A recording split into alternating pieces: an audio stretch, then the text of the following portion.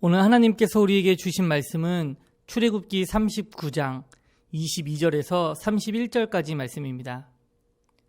그가 에봇 받침 긴 옷을 전부 청색으로 짜서 만들되 그 옷의 두 어깨 사이에 구멍을 내고 갑옷 깃같이 그 구멍 주위에 깃을 짜서 찢어지지 않게 하고 청색, 자색, 홍색 실과 가는 배실로 그 옷 가장자리에 성류를 수놓고 순금으로 방울을 만들어 그 옷 가장자리로 돌아가며 성류 사이사이에 달되 방울과 성류를 서로 간격을 두고 번갈아 그 옷 가장자리로 돌아가며 달았으니 여호와께서 모세에게 명령하신 대로 하였더라. 그들이 또 직조한 가는 배로 아론과 그의 아들들을 위하여 속옷을 짓고 세마포로 두건을 짓고 세마포로 빛난 관을 만들고 가는 배의 실로 짜서 세마포 속바지를 만들고 가는 배의 실과 청색, 자색, 홍색 실로 수노와 띠를 만들었으니 여호와께서 모세에게 명령하신 대로 하였더라. 그들이 또 순금으로 거룩한 패를 만들고 도장을 새김같이 그 위에 여호와께 성결이라 새기고 그 패를 청색끈으로 관 전면에 달았으니 여호와께서 모세에게 명령하신 대로 하였더라. 아멘. 오늘 말씀은 에봇 받침으로 입은 긴 옷과 제사장들이 입는 속옷과 또 관을 만드는 내용에 관한 말씀입니다. 하나님께서는 이것들을 어떻게 만들어야 하는지 다 말씀해 주셨기에 이스라엘 사람들은 하나님의 그 말씀에 순종하여 대제사장의 옷과 관과 모든 것들을 다 그대로 만들었습니다.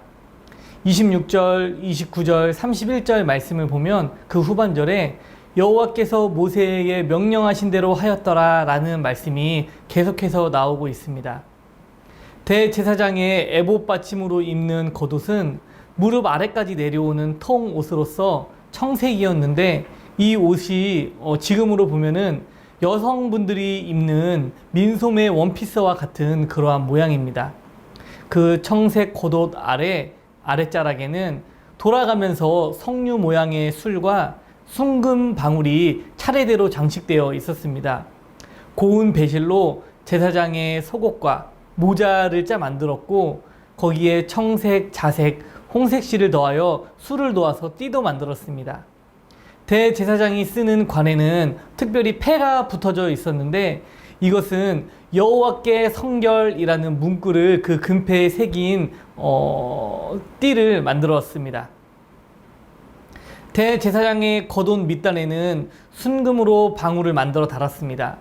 그렇게 옷 밑자락에 방울이 달려 있으니 대제사장이 움직일 때마다 방울 소리가 울려서 아마도 평소에 대제사장들은 행동을 할 때 함부로 행동하는 것이 아니라 최대한 삼가며 방울 소리가 다른 사람에게 들리지 않도록 그렇게 행동을 하였을 것입니다. 또 다른 한편으로는 성소 안에서 집례하는 대제사장의 소리를 외부로 알리기 위해서 그렇게 방울을 다른 목적도 있습니다.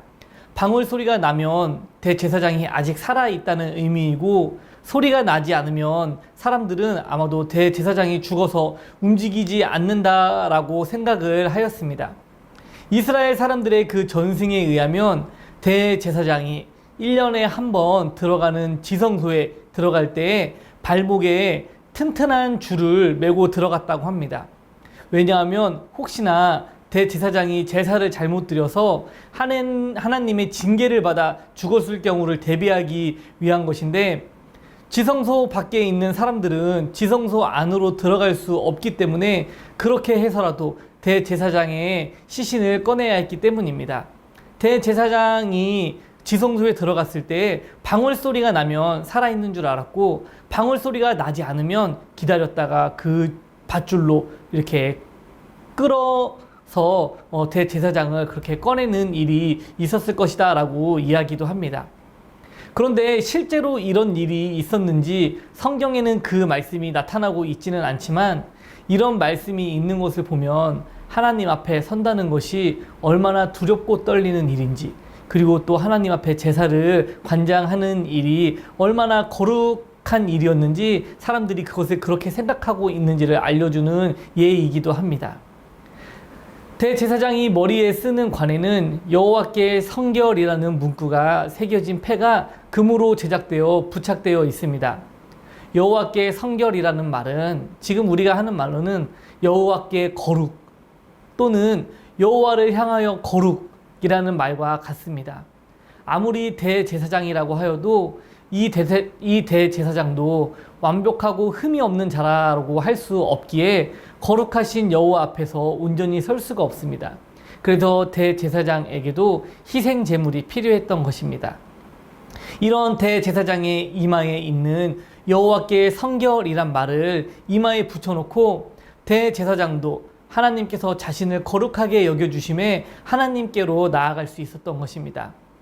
이것은 예수 그리스도의 보혈로 말미암아 죄인인 인간이 의롭다고 인정받는 것의 예표라고도 할 수 있습니다. 지금은 우리 모두가 예수 그리스도를 주님으로 모시는 모든 그리스도인들이 거룩한 자로서 하나님께 의롭게 여김을 받으며 살아가고 있습니다. 거룩이라는 것은 바로 구별된 삶입니다.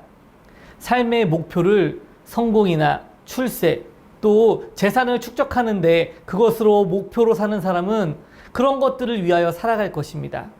하지만 하나님께서 이 세상에 보내신 그 목적을 아는 사람들은 세상의 가치관대로 내가 잘 먹고 잘 사는 대로 그렇게 살아가지